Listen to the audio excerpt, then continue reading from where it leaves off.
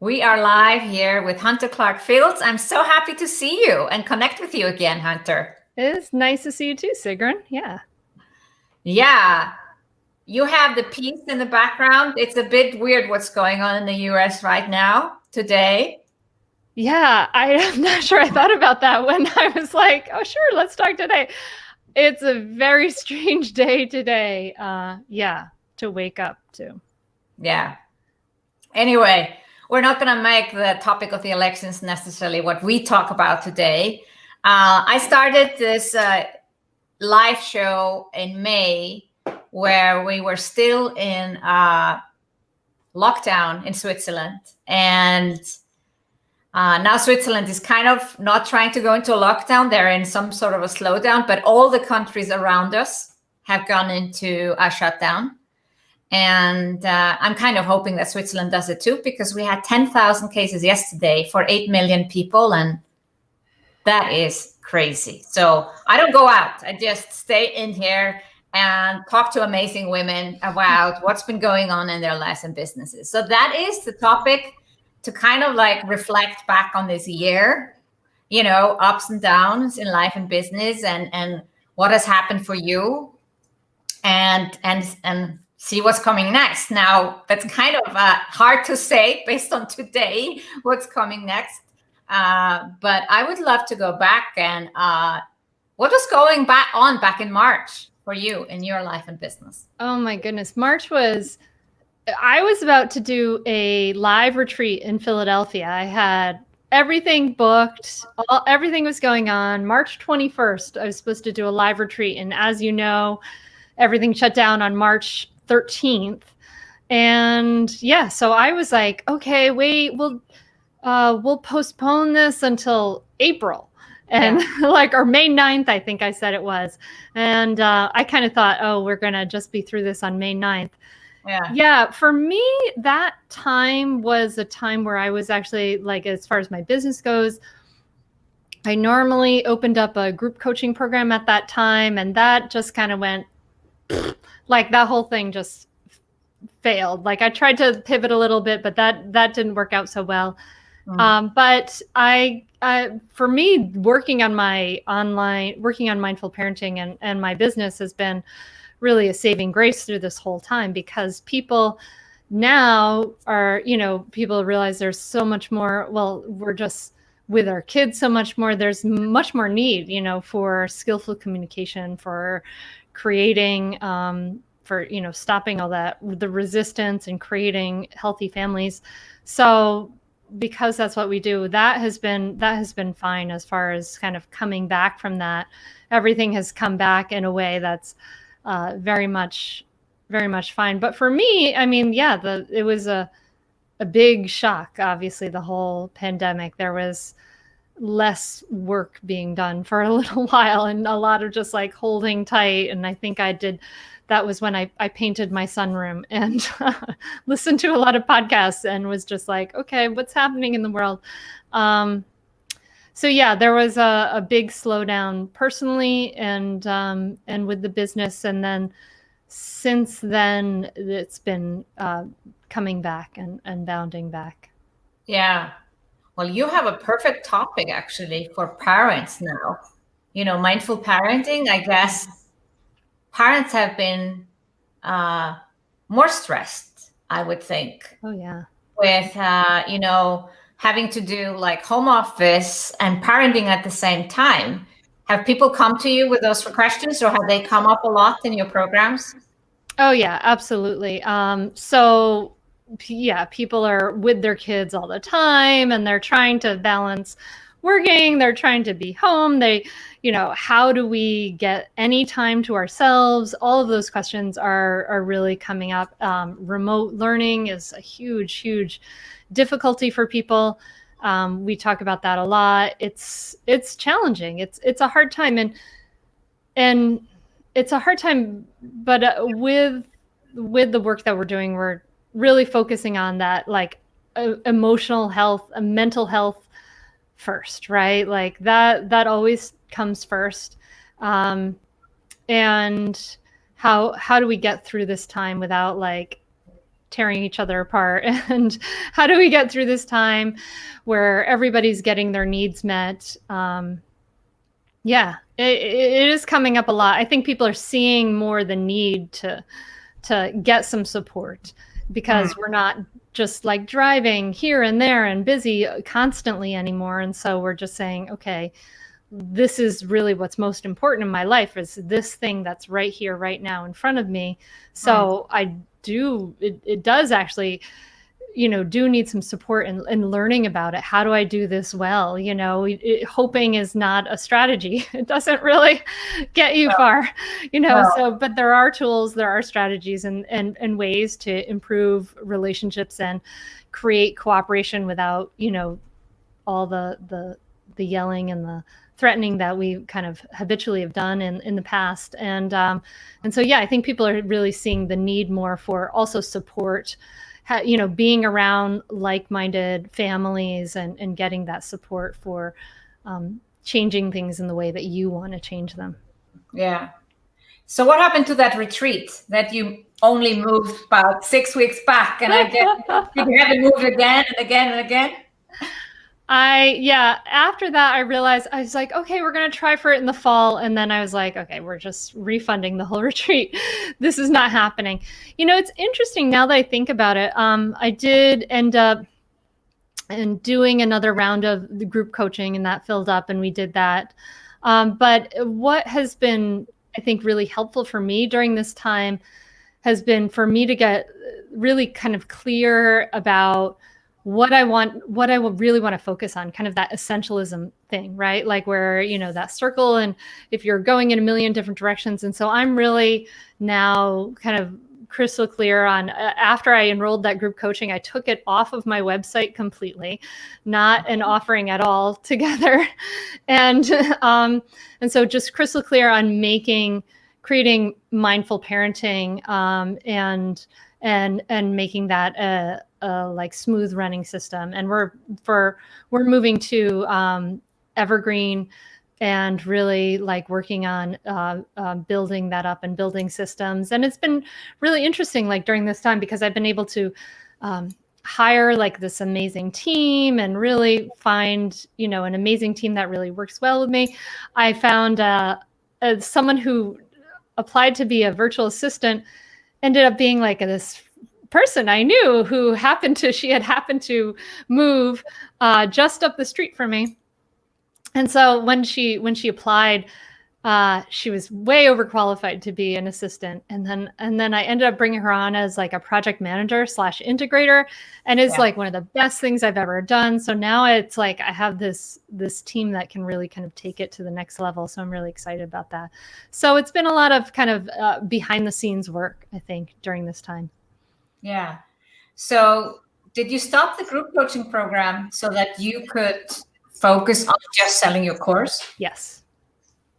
Yeah. I mean, I'm running it. I kind of have the one program that is an investor for the rest, but yeah, I'm just to completely focus on running the course and doing it excellently. Yeah. But you also launched a book. Was that before or after? Yeah, the book came out in December 2019. So, I have a publicist who's working on getting interviews and things for Raising Good Humans, and that's been going really well. It's here it is. It's being translated into Chinese, which I think is hilarious, is amazing. They're translating it into Chinese. And it's doing better than the publisher expected. I was kind of thrilled that I didn't have to pay them back money. I was a little worried. I was like, well, I don't know how this whole thing works, but it's doing pretty well as far as these things go. It's better than expected. So yay. Wow. So that feeds probably into your funnel too. Yeah, exactly. Mm-hmm. Yeah. Mm-hmm. People are coming in for Raising Good Humans, and yeah, it's a big part of that know, like, and trust factor that the Mindful Mama podcast really feeds into, that, and the book feeds into that. Yeah. It's interesting with the group coaching, like there was one person who joined who was, not even on my mailing list at all. She just had been listening to the podcast and joined. So it's just interesting to kind of see the sort of different avenues that people come in through now. Yeah. So basically you used the time to simplify after you realized that maybe launching that group coaching program again and again was not always leading to satisfying results. Yeah, I think I'm feeling a little, I guess I'm like a little frustrated with the sort of launching roller coaster, and I kind of want to get off that and only do it when I want to, and not feel like I need to do that for the influx, for the funds to fund the business. So I'm just completely focusing on doing the evergreen as best I can and starting that. Yeah, that's great. That's great to hear. Yeah. So what should people do that are struggling with having their kids so much at home? And do you have any tips for parents? Yeah, well, it's hard. I mean, we want to think about like, what are your needs? You know, what are the needs that you have as a parent that aren't being met? And what needs do your child have, right? So your mental and emotional health and is one of the most important things, as well as your kids' mental and emotional health. Sometimes we get stuck in this idea of like, school has to be sitting at a desk in these hours and things like that. And I think that it's really important that we model and taking care of our physical health, having fun, taking breaks from screen time, and putting those things that are our priorities maybe into the calendar first. Like if you really want to go on the hike with your friends or with your friends or with your child, and put that in the calendar first, make that a priority, and then build the other things around that. So for me, my meditation time is a big priority, and kind of stopping at a certain time in the afternoon and then going to walk the dog is a big priority. So I keep those as a priority, and then and builds the other things around that, and everything in moderation. Sometimes there are extreme things outside of that, but I think that academically our kids will come back. We don't want to kill the love of learning for them. We want to keep them grounded and mentally and emotionally healthy. I think that's the number one priority. And ourselves. Yeah. So you're saying maybe that school work or homework is maybe less important if everyone is kind of stressed and on their toes. Yes.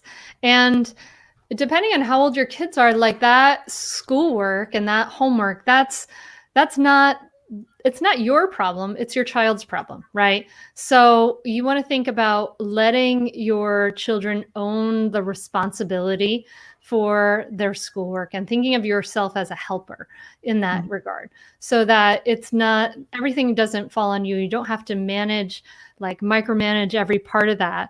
How can you step back, and how can you support your child? And it may be like having a conversation like, well, this is what I'm wanting and needing. What are you wanting and needing? How can we get both of those needs met, rather and just taking the time to stop and look at it before we charge forward. Yeah. So what's things are going a bit crazy right now, not just pandemic. When there's like this extra stress, and what can parents do to release that stress instead of, making the household crazy? Yeah, that's a great question. And with our stress, we want to remember that, like, things with the big uncertainty that's happening with the election and the pandemic and everything, our nervous system is preparing itself for a threat, right? So we have to do a couple things. Our nervous system is preparing itself for a threat. So it's putting more energy in the body, energy to react, right? To respond, to take action. And so there's more energy in the body. So we have to release that energy some way. So get like a good workout, right? Like get a good workout, release that energy. And then we want to be practicing to like remind ourselves that we're safe, right? To take those moments to remind ourselves that we're safe, to take breaks from, maybe you're like me and you have a group text going where there's like 23 messages waiting for you. Take breaks from that, go into nature. When you have a time of higher challenge, it requires more resources, so when we have more challenges, we need more resources to be able to meet those challenges. Otherwise we can get bowled over by them. So if we want to kind of maintain some equanimity, we need to then increase the resources we're giving ourselves, like increase our exercise, our good eating, practice our meditation, practice some loving kindness, practice going out in nature, those things that really soothe you. And you don't have to be perfect at this. You don't have to be like the Dalai Lama, but you want to think about meeting those needs and just really being consciously taking breaks, consciously getting away, and consciously offering yourselves that resources that you need, rather than sometimes we kind of start to drown in something and we think, oh, I'm feeling overwhelmed, so I'm just gonna like look at the news some more, and I'm just gonna, and it's terrible. And it's this kind of weird thing that we do, right, where we like go deeper into that.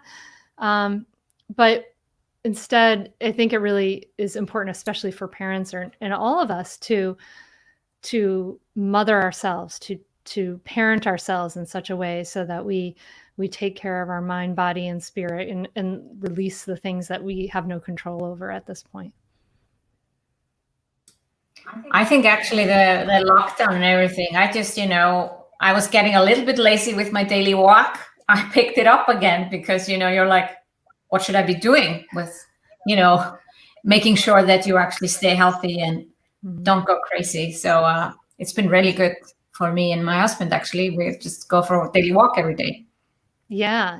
It's been great for me too. Like walking around the neighborhood is such a wonderful thing because you can see someone on the street and you don't have to like be necessarily masked up. Like if they're like 10 feet away on the street and you say hi and it feels very normal and you're like, it's this wonderful normal thing. Yeah. It's reassuring to have that stuff. So what's the new normal for you, or the next normal? Do you think we'll go back to what we did before? Oh gosh. There's so many things I don't want us to kind of go back to in some ways. Like I think environmentally, like this is so healing for like the planet to not have all these carbon emissions from us flying everywhere in the world. But then I feel torn about that because I love to travel, and I've like had some amazing travels. Actually, I was in Switzerland last summer, just briefly. We did a home exchange, and it feels like 1,000 years ago now. But yeah, so I guess I hope we go back to, I hope we go back to travel. I hope we don't go back to working 40 hours away from our house. Like that's crazy. I think that who's now working from home, who has the luxury of doing what I do, working from home, is like, realizes that we can do that, right? It's easy. It's valuable. We have all these resources to be able to do that. So I think that we could do that a lot more, which would be great as far as like giving people freedom of place, etc. Yeah. I don't know. I don't want to go back to, and we'll have to see how it all shakes out. Oh my goodness. Yeah. I just look at the peace sign in the back all the time. So I think that's a great mantra to be thinking about, We don't know how this goes out, but crossing fingers for all the best for us. I think that one of the, when you asked about what we can do, and I think that sometimes we think that what we do doesn't matter, but that whole piece, like about really as you create peace in yourself, you are creating peace for all of us. Like we are interconnected, and how you feel and how you live your everyday life really matters. It affects the fabric of the whole. And I think that we have to bring a lot more peace and clear, logical thinking and sanity into our world. You know, it's really needed. Yeah, so agree. And let's hope that filters out like a ripple effect to everyone else, whether it's today or if it takes us a little while. Yeah. Hunter, thank you so much. It's been great to connect again. And I hope that you can come to Switzerland again and we can see each other. Thank you. It was great to connect too, Sigrun. And I want to appreciate what you do. You helped me so much when I was your coaching client way back when, and you helped me get my first 100K year, and I couldn't believe it happened. And you helped me believe that. And that was such a gift to me. So you're amazing at what you do. Thank you. Oh, wow. Thank you so much for sharing that, Hunter. Thank you so much for being on.